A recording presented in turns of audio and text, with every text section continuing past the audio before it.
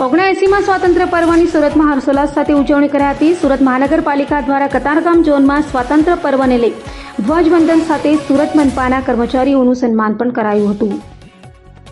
દેશને મળેલી આઝાદીની ઉજવણીને લઈ સરકારી અને ખાનગી સંસ્થાઓ દ્વારા સ્વતંત્ર પર્વએ ધ્વજવંદન કરાયું હતું। તો સુરત મહાનગરપાલિકા દ્વારા પણ ભારતના રાષ્ટ્રીય પર્વ સ્વાતંત્ર્ય દિનની ઉજવણી કરાઈ હતી।